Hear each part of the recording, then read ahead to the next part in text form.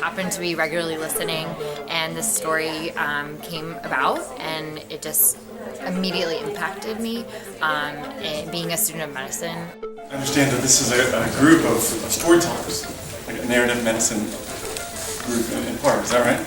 Yeah, which is phenomenal. I think that's very common, isn't it? So, here we go. So this is Vince Gilmer. I discovered very quickly that patients wanted to talk about Vince Gilmer a lot. They had never had a therapeutic sort of opportunity. So, there's this really bizarre dissonance between this very loving, incredible doctor and this monster who did this awful thing. And this paranoia, I was totally paranoid, like stepping into his boots. So we started kind of building a story. Actually, we weren't building a story. I just wanted to know what happened. It was inevitable. You had to go meet Vince Gilmer. And so we took our first pilgrimage to Longs Ridge. It's the highest security prison in Virginia. And this is what I saw. A guy who was profoundly anxious. He had a slightly shuffling gait that I could barely notice out of the corner of my eye. He clearly had word-finding problems. He was fidgety, but his sensorium was intact. He knew why I was there. He knew who I was. And he clearly had an agenda with me.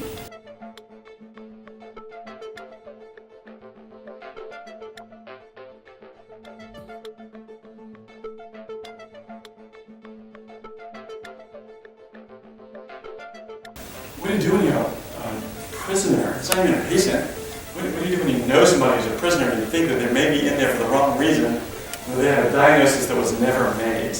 It's really a fascinating disease because in every patient it manifests in very different and subtle ways. But it's true that most Huntington's patients are victims. They're not killers, but they're very impulsive.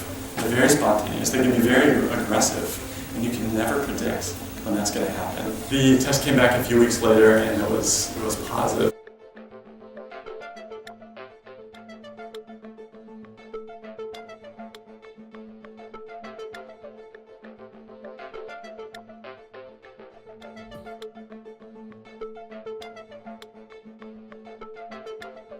Just to go back to a point that you were talking about earlier about the preconceived notions, it's kind of interesting because in med school we're taught to have them.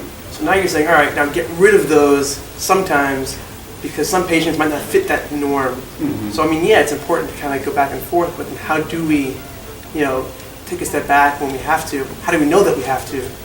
And then treat that patient? That is a really good question. It's pleasurable for your brain to go straight to one diagnosis. It expends less energy, and it feels good. You feel smart, and bam, see Jeff. So work hard. I think it's an art to come up with a differential and to try to mold it and work with it. But it really, you have to force yourself to do it. I really thought of UCF. It really came to mind the good doctor mantra that had been instilled in us. In this story, we heard from Dr. Gilmer that he was advocating for his patient and really going very far lengths to be the best doctor that he could be. So that for me was the initial drive to get the story here.